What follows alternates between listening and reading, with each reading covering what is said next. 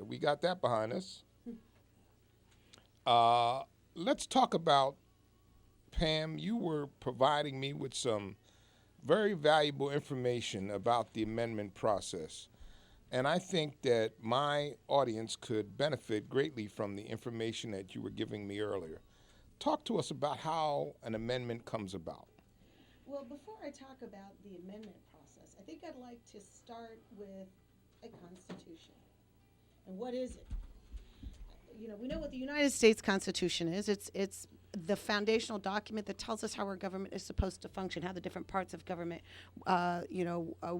work in relation to each other, and some basic fundamental principles about how the people involved in this body in the United States, we call it the United States Constitution. That lays out how the relationship of the individuals to their government and the relationship to the government parts to each other. That's a foundational concept. Interestingly enough, here in Florida, our Constitution has now become the repository of a whole bunch of stuff that has nothing to do with foundational principles of the state. That doesn't have to do, it has a bunch of stuff in it that has nothing to do with how the bodies of government within the state function together, how the state functions with the federal government, how the municipalities function with the state, taxation principles. Like, it's not based on principles anymore. It's now become a repository for all that legislation that doesn't get through the normal legislative process. So I want you to think about that as you think about the three methods that things end up in a constitutional amendment space. There are three processes. The first is the most familiar one, which is the petition process. Over time, most of us Floridians have signed a petition to get something on the ballot. This cycle, we have Amendment 4 that was done by the petition process. But you know that that is a timely, costly, consuming process that requires thousands and thousands of signatures, lots of people involved. Those signatures have to get verified by the Secretary of State. It is a very, very cumbersome process, which henceforth means that not a whole lot of things get on our ballot through that process. But it is a show of popular support for an idea before you get it to the ballot. The other two processes are the legislature can put up something for a constitutional amendment.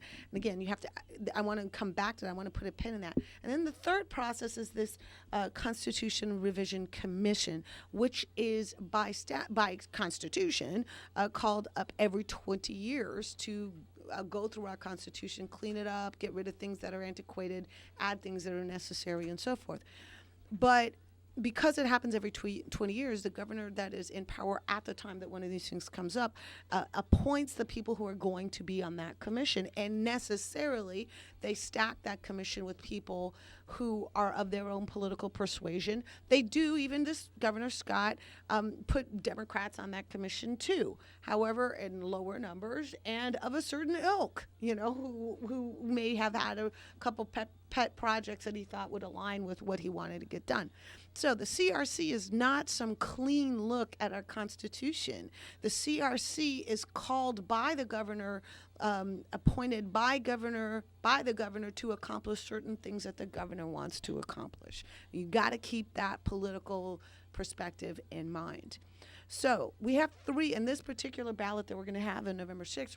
We have examples of all three kinds of constitutional amendments available to us. There are, I think, 4 that came through the legislature. There's one Amendment 4 that was the petition process, and the rest are through the CRC. But I want to say one last thing for you to understand this. The Florida legislature has been in Republican control for 20 years, right? It has been under Republican control.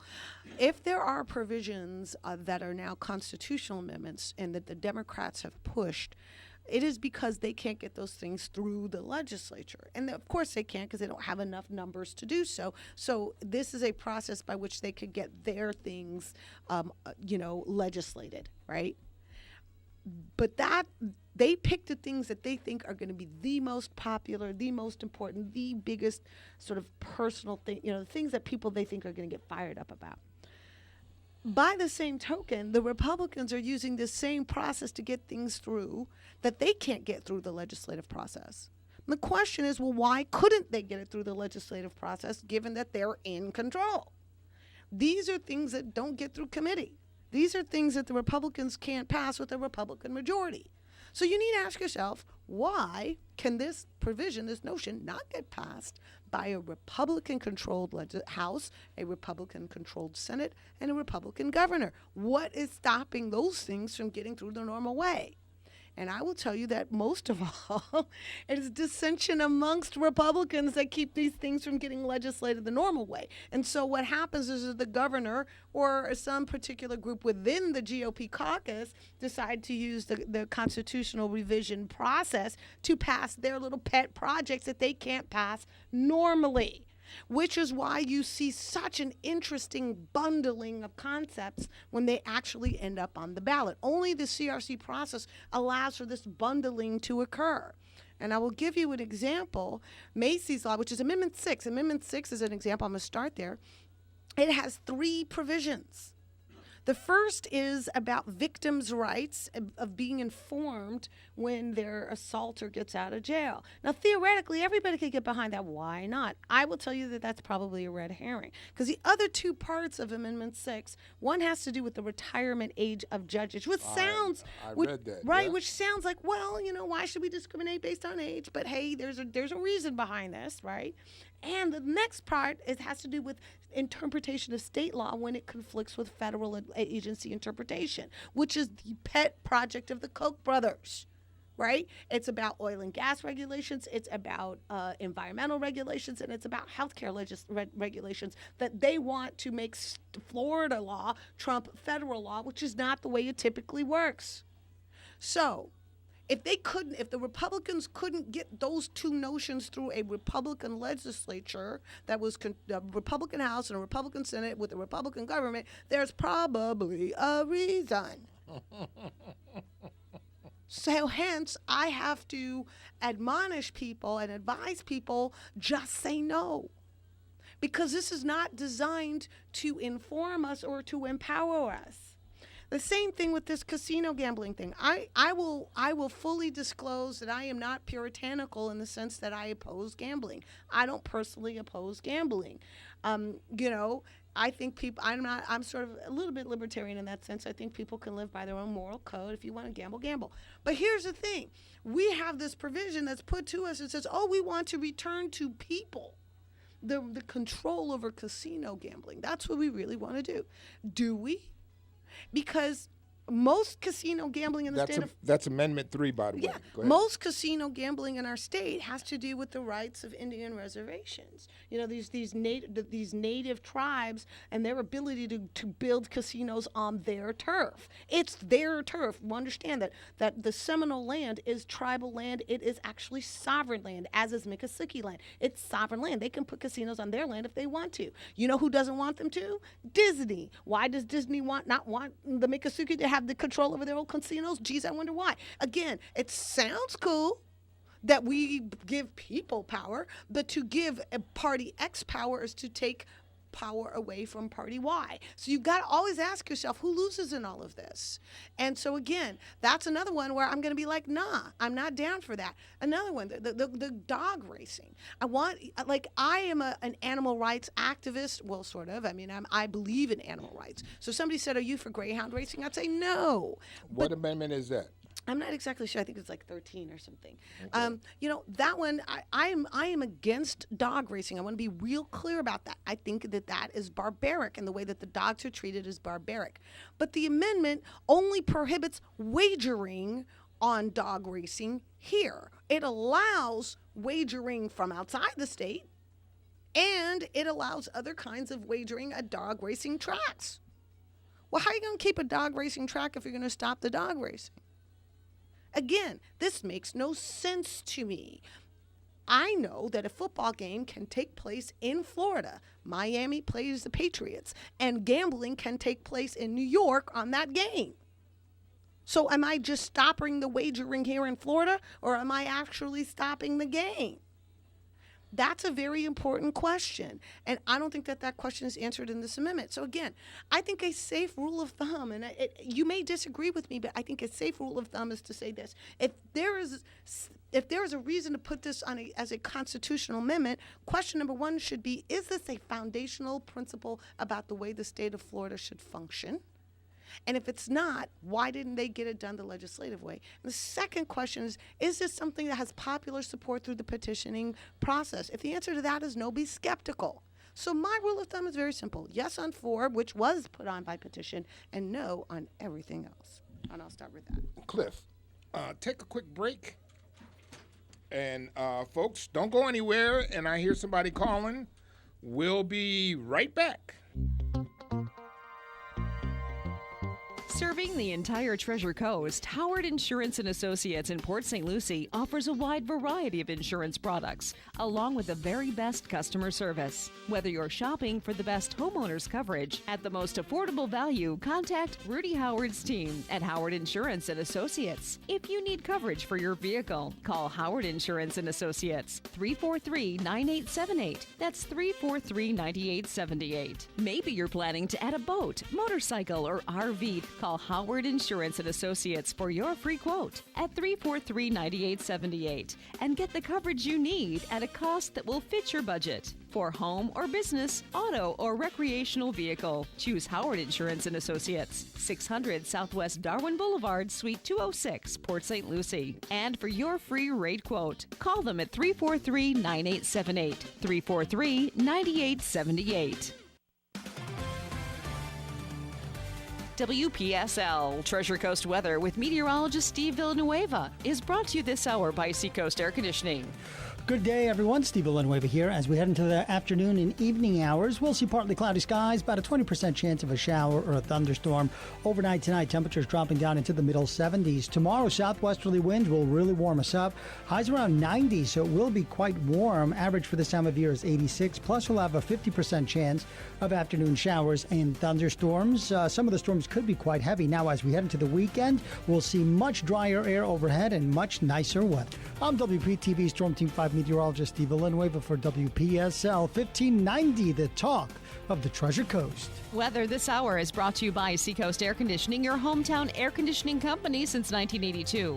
For repairs or a whole new system, call 772-466-2400. Comfort crisis, don't roast, call Seacoast. We now return to Rudy Howard's African American Scene on WPSL, the talk of the Treasure Coast. And of course, Rudy's guest is along with us here. Interesting conversation. And you've actually generated a phone call. I have. How exciting. Well, let me see if I can get Chuck to say hello to us. We got Chuck with us. Good morning. Good evening. I'm used to being on a swap shop. Straighten that out for me. Yeah, this is not the swap shop, is it?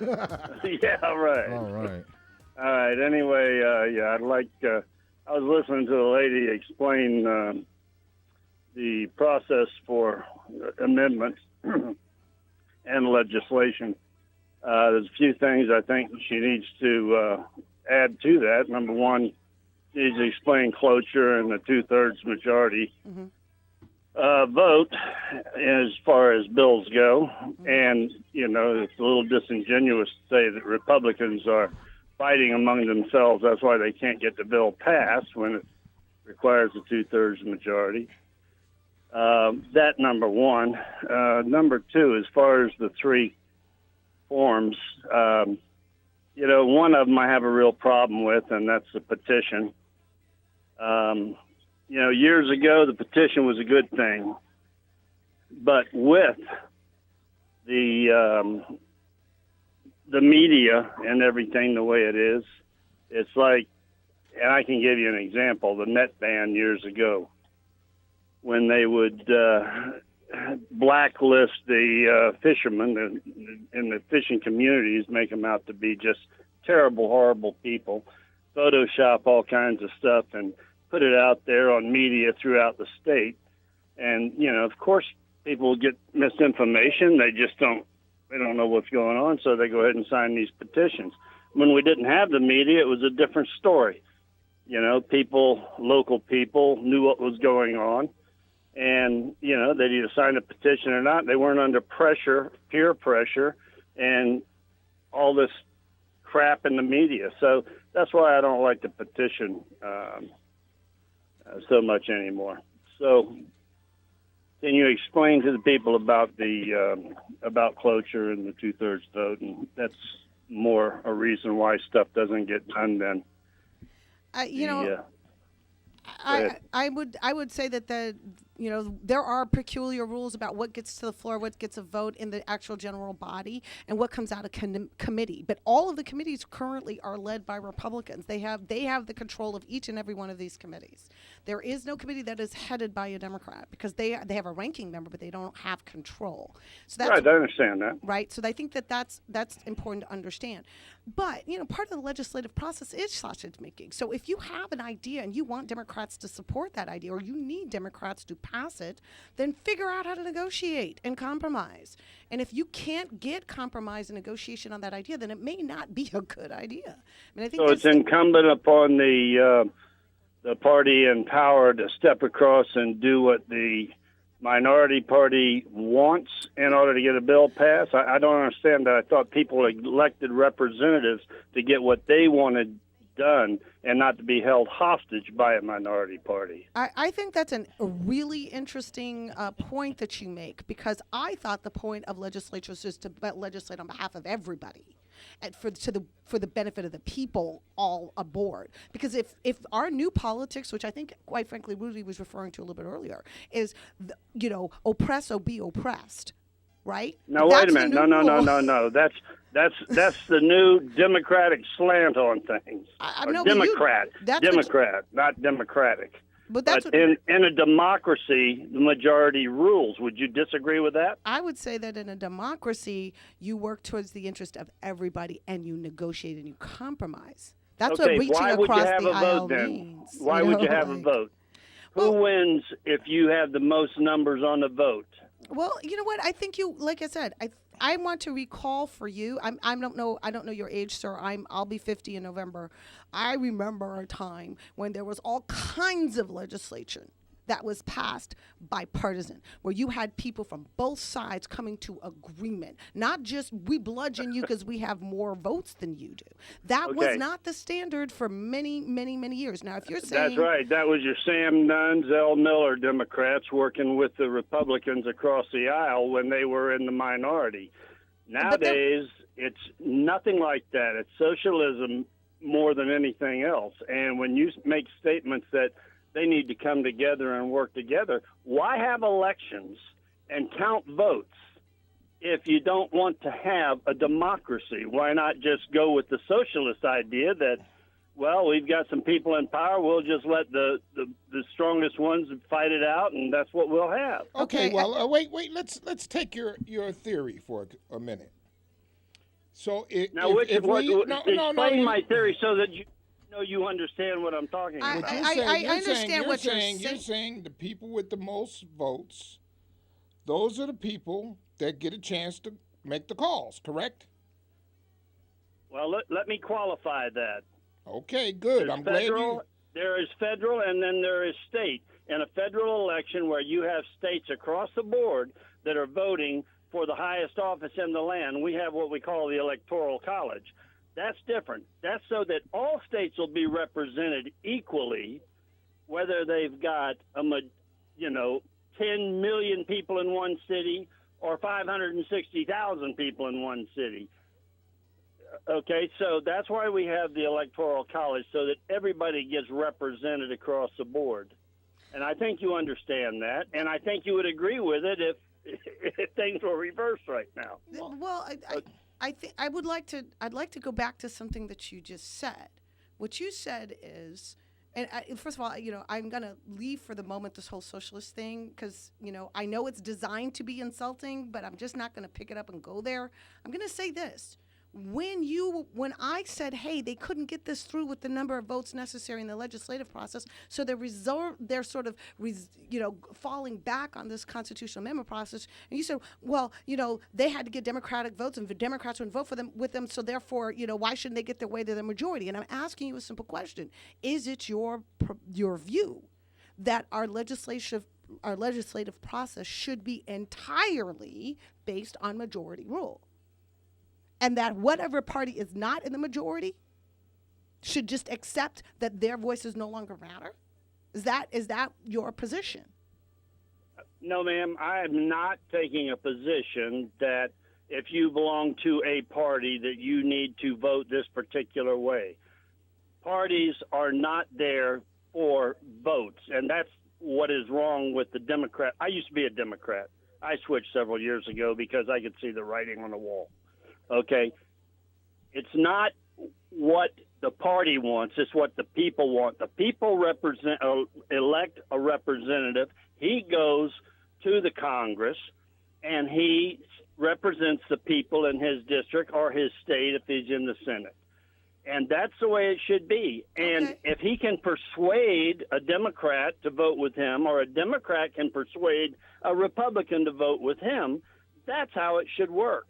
But that's not how it's working when you have statements from Democrat leaders that I am going to oppose and resist and fight no matter what or what it takes. Excellent point, sir. I'd actually concede your point. But I would point to you the words out of Mitch McConnell's mouth when Barack Obama was elected, that their purpose and raison d'etre was going to be obstructing Barack Obama and stopping him from ever getting reelected. You do concede that that is very much the viewpoint of the Republican Party too, right?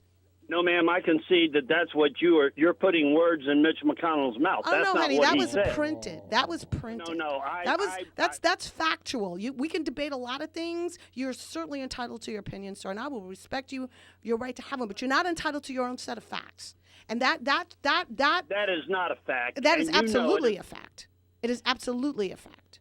It is absolutely a fact. Merrick Garland's refusal to give Merrick Garland a hearing is a fact. That's not an opinion. That happened, right? Oh, well, absolutely he did. But that was Joe Biden that said that president, not Mitch McConnell. I'm sorry, but that's you want to go back? Let's go back to no, it's not. I mean, that's just not a thing. Let's call him. That's just not true. Well, Chuck. That's just not true. The fact of the matter is that is what McConnell said. I can get you countless articles with the quote that said his number one mission was to make President Obama a one-term president. Not only that, we have concrete information. We have concrete information that on the night of President Obama's inauguration, that they met together and agreed that they would not do anything that President Obama wanted done. And you know what, sir? You may wish that Obama had been a one-term president, but you better thank God that he was our president, because he pulled us out of the most disastrous financial condition that we've had since the 1930s.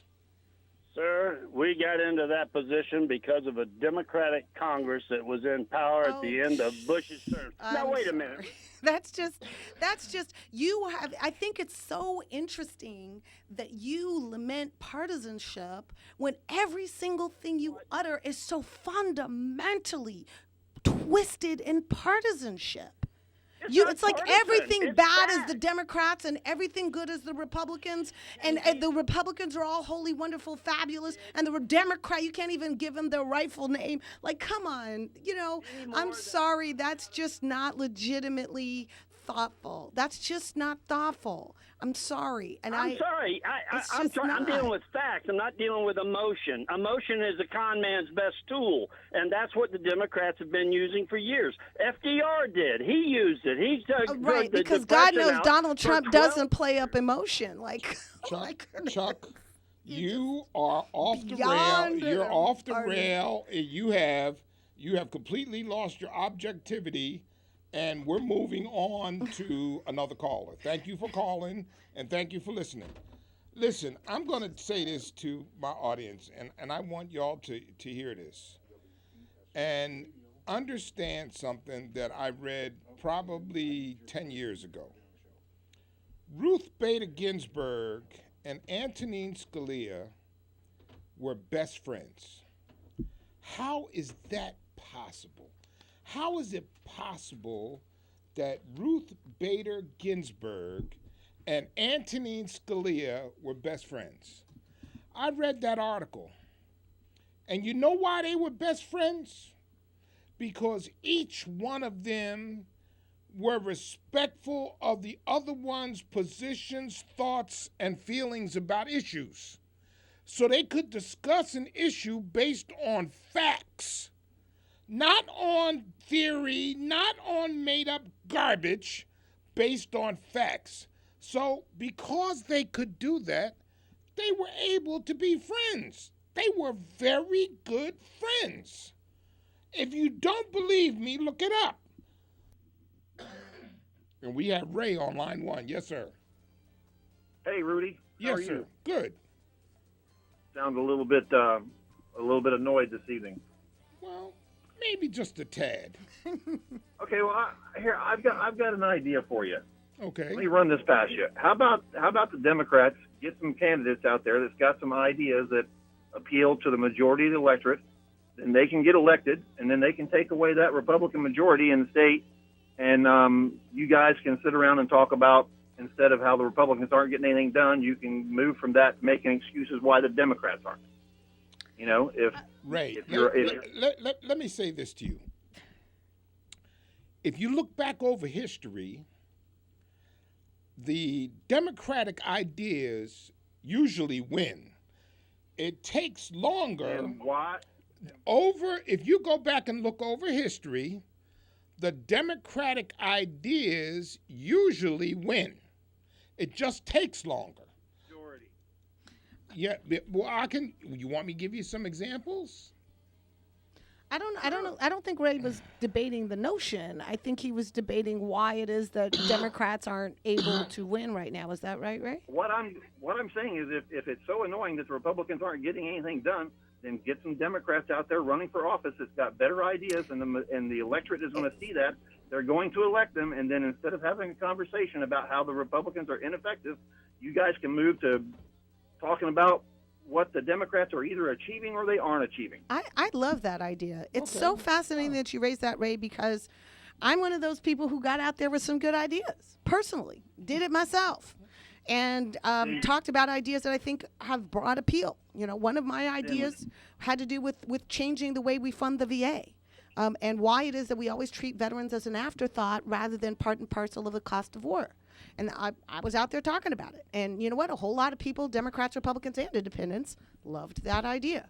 You know, I had ideas about gun reform and how we can respect the Second Amendment while holding people responsible for the risk that they pose to the people around them when they have certain kinds of weapons. And you know what? It's a new novel idea. People were responsive to it. Both Democrats, Republicans, independents, gun owners, non-gun owners, they like the idea. So I don't think it's fair to say that Democrats are not out there talking about ideas. I mean, we're talking about health care. We're talking about environmental protection. We're talking about public education and new ways of funding that and getting it so that people aren't graduating from school with $100,000 worth of debt. I mean, we are talking about those things. So my question to you is it that you don't agree with those ideas? Or is it that you're not listening to what they're saying? Well, I mean, there are quite a few the ideas that I don't agree with. There are some that I do agree with. But again, I mean, the basic point I was trying to make is, if you as Democrats are, and you know, I'm assuming you are, if you and Rudy are unhappy with the way the Republicans are running the state legislature, then get some Democrats out there with good ideas and take the dang thing back. I agree with you. There's one little caveat, though, I think we should address at this time, and that is, okay. There is the notion that let's take the analogy of a baseball game, right? The theory is we all have this set of rules and we try to put our best players on the field to win the game, right? That's the theory. But what if you have a team that's really hell-bent on changing the equipment and the turf and the boundaries? And that's what gerrymandering is, right? That's what political gerrymandering is. That's what voter suppression is. That's what those are changing the game so that certain people can't get on the field at all. You will always win if the other team can't field the team, and that's why your idea that what we have is a fight of ideas on equal playing field, and but not exactly. Can you give me an example of somebody that was told that they could not run for office? Funny you should ask. Actually, yeah, there's a lot of people that have been told that they can't run for office. But more importantly, what were the reasons? Well, actually, Florida is a very interesting state. Let me tell you a little example of what happened recently. And this is not to the Democrats or the Republicans. This applies to both sides. But it's a strange law. Now, let's say you had a candidate wins a nomination, and all of a sudden dies of a heart attack. What happens to that seat? Can somebody just step in and run for them? The answer to that question is no. The only people who can step in and run for that person are the people who had no intention of running that year at all. Isn't that weird? It's a unique little quirk to Florida. That's not Democrats or Republicans. That's a state law that was passed to appoint both presidents. Okay, we're talking about a it's rather a random event. It's a kind of a, happening, right. But what I'm saying is, are there blockades for people running? Absolutely, there are. Chief amongst them is money. I mean, you can't run in our state without money. That's one. But also, you can. You just don't do very well. Right. Right. Well, there's a lot. And if you know what? And if your ideas are good and you start getting people backing you, you know what? The money will come your way. Theoretically, sometimes it does, sometimes it doesn't. But here's the thing that I really wanted to point to, and which is that we have a fundamentally gerrymandered state along political lines, as did Ohio and Pennsylvania and many other states. And this is something I actually got to give credit to the Republicans for. They're better at it. They're just better at it. I'm not criticizing. If we created an environment in which gerrymandering was allowed, and we did, then you just got to give it up to the people who do it better. And the Republicans absolutely do it better. And they've done it more concentrated and more focused. And so we have a state like Florida that has 800,000 more registered Democrats than Republicans, and a congressional cadre that is more Republican than Democrat. How does that happen? Because of gerrymandering, and that's very much so. It's absolutely impossible that it could be better ideas, right? That would just be completely unthinkable, wouldn't it? I think I think the reality is it's gerrymandering. I think that's because the state parties play into this, and where they choose to invest and where they don't choose to invest. I mean, it's nice to say that it's all about great candidates and bad candidates, but it's not. Let me just say this to you.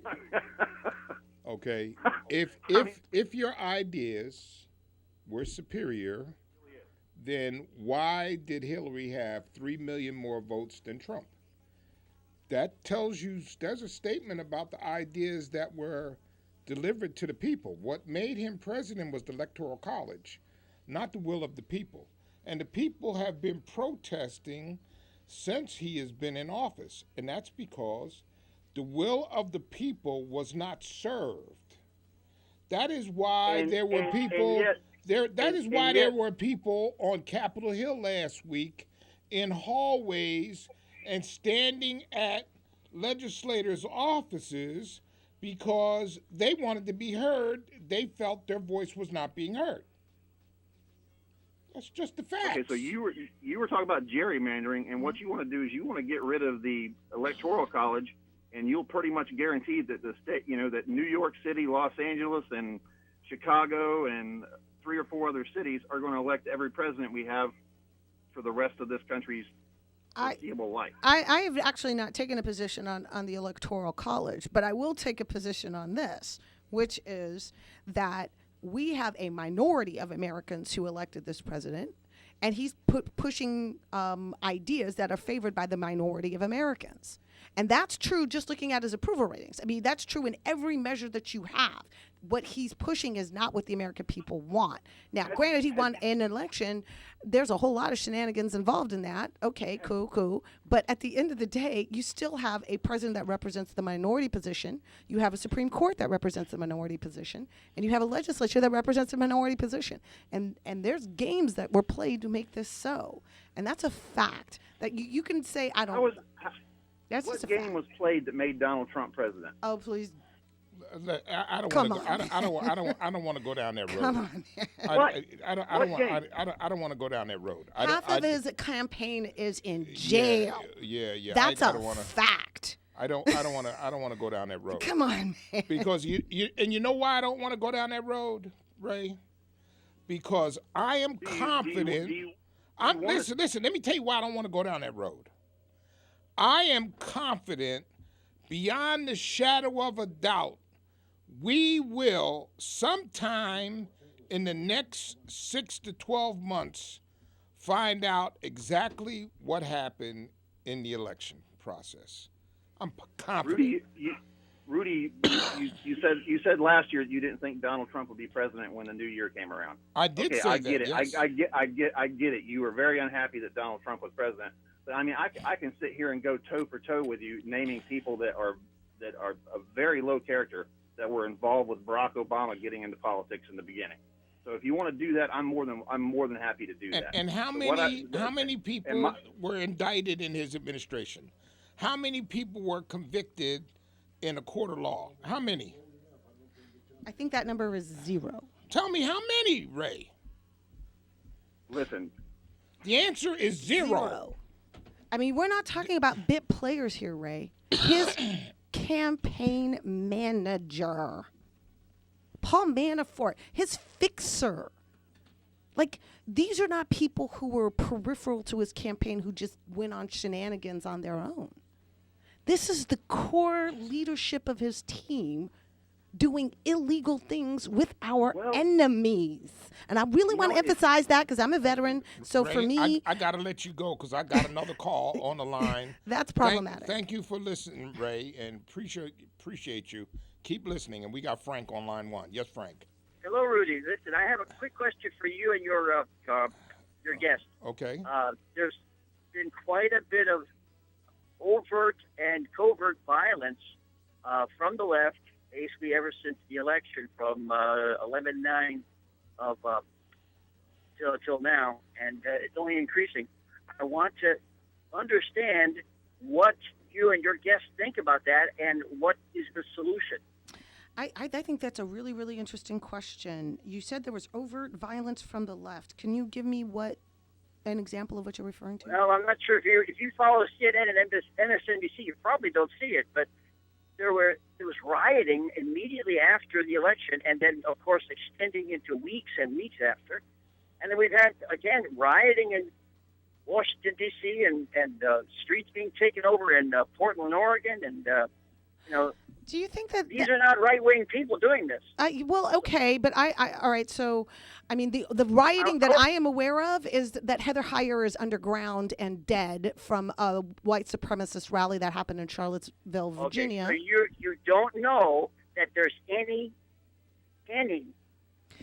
violence from the left. No, I'm not suggesting that. I think rioting is different than just there people get angry or whatever. I think rioting is a little bit more organized. Your term. People get angry. Okay, the left is angry. Sure, the right is really angry too. I think a lot of people are angry. The left is really angry. What do we do about the left, short of people getting hurt and possibly getting killed?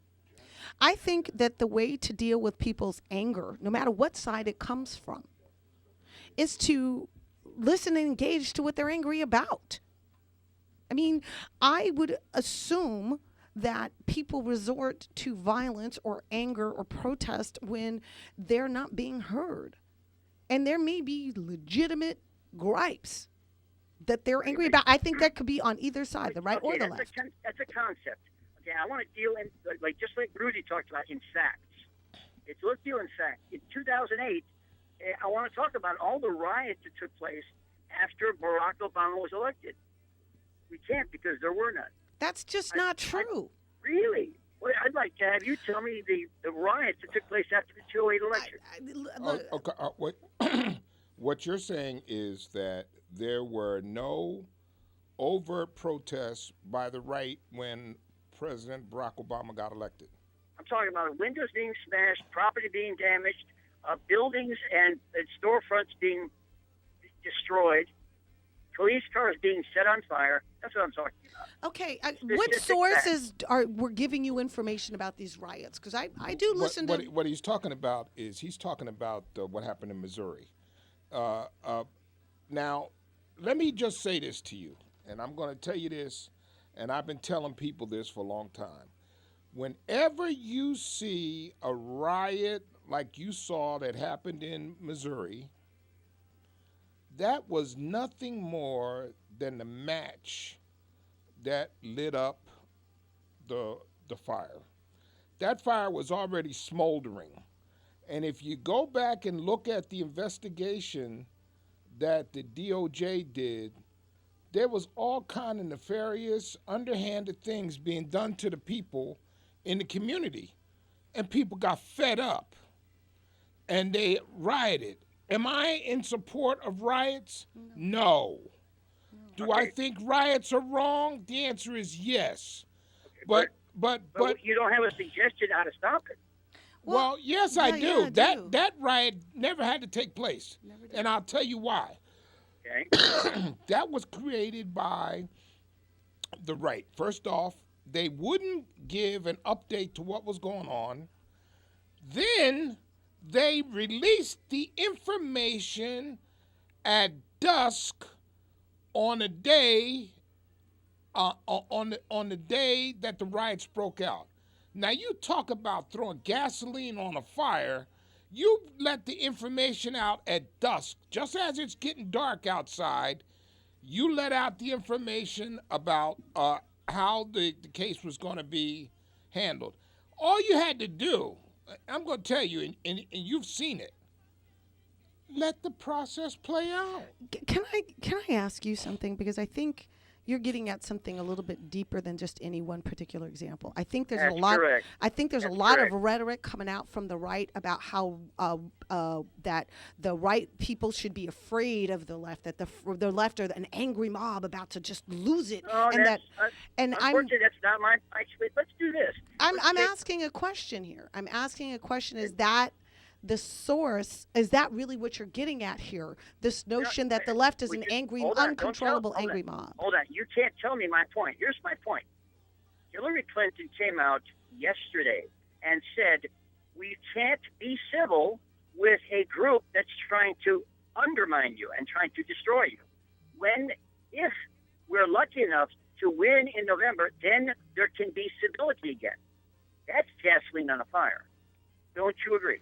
No, because I can be uncivil without being violent. Really? Absolutely. I can be rude. Rude is not violent. Okay, but I'm not talking about rudeness. I'm talking about destruction. Well, incivility is rudeness. It's not destruction. Don't you? I mean, there is a gradation here, right? I can be buddy-buddy. I can be cool and distant, or I can be rude. Okay, maybe I'll get through you with this. What's your stopping point? Where do you draw the line between incivility and violence? Oh, I mean, I think there's a big gap between incivility and violence. That's correct. Right, and That's she wasn't correct. calling for violence. Because, Hillary Clinton's actually quite articulate. If she wanted to say violence, she could have said it. She didn't, right? And if you want to talk about who is prone to violence, that's a whole range of people on the left and the right. Right? The only person that I know of that is dead as a result of direct political political activity is Heather Heyer. Right? That was strictly about the unite the right, let's go kill these people. Right? So do I call marching for white supremacist values uncivil? Yes, I do. But do I call driving your car into a crowd uncivil? No, I don't. I call that violent. And Frank, I got to let you go. I got Jeff. He's been waiting on the line patiently. We only got a couple minutes left. I want to give him a chance to get in. Yes, Jeff. You only have a couple minutes for me, Rudy. Yeah, I do. Anyway, look, I got to say both. Right or left, no matter what it is, it's all got to stop. It's all got to stop. Rudy, we're people. We're the same people as, you're a Democrat, I'm independent, somebody else is Republican. We're all the same people. This has all got to stop, and we all got to go back to square one. It's like I feel personally, I will not vote for anybody that will not help. I'm tired of people saying, I'm going to be part of the resistance. I'm going to be part of this. Who's going to be the part of the help? Let's help each other. Wouldn't that be a better alternative? Amen, brother. You get no argument. You get no argument out of me about that. Let's just help each other. God Almighty, Rudy, this has all gone so crazy, man. Yes, it has. And I don't mean to be one of those kind of people, but man, I stand back and look at it and I go, man, stop the world. I want to get off. You know, it's like, this is crazy. I agree. You know, it's you know, what's that song used to say? Everybody get together, try to love one another right now. Yeah. It was like, you know. I agree. I will tell you everything about what I almost want to start a movement that says that. I don't care whether you're whoever you are. You could be a Martian from Mars. I don't care. You know, everybody just get together and give each other a hug and let's start this game from day one, you know. I feel you. I think a lot of people are feeling frustrated about that sense of you know, and everybody's always pointing fingers, and you know, and I always say you point your finger, but you got 4 knuckles pointing back at you. That's right. I mean, you know, if you're not part of the help, and you know, I'm not trying to, you know, sometimes I get on the phone, I give Rudy a hard time because I like him. If I didn't like him, I wouldn't give him a hard time. Okay. Anyway, love you all. Have a great night. And I just wanted to say, you know, please, people, stop this nonsense because it is nonsense. You can't do nothing. You can't change nothing in the past. Everybody can point fingers, but now it's time that everybody come get together. Okay? Okay. Thank you, guys. Thank you, Jeff. Well, folks, I can't think of a better way to end this show. About amendments. Yeah, about amendments. Is he still there? Carlos, you got 15 seconds. 15 seconds. 15 seconds. That's 10 now. Okay, we have Waters, Maxine Waters saying to come and confront us. We got Spartacus saying the same thing. Rudy, don't worry about it. We love you. We got your back. We were armed. They're not. They're liberals. They're not armed. They don't believe in armed. We got your back. Bye. Okay. What? Huh? Well, I would like to thank you. That was a scary way to end the show. I know. Yeah. I'd like to thank you for listening to the African American scene. And I am going to hold on to the words of Jeff. We got to end this. We got to all come together. Thank you, my friend Pam, for being here. God bless and be safe, and I'll see you next Wednesday right here for the African American scene. The African American Scene with Rudy Howard, brought to you by Howard Insurance of Port St. Lucie. Heard every Wednesday evening in the 6 o'clock hour, right here on WPSL Port St. Lucie. Celebrating 25 years and counting. And the time right now is 7 o'clock.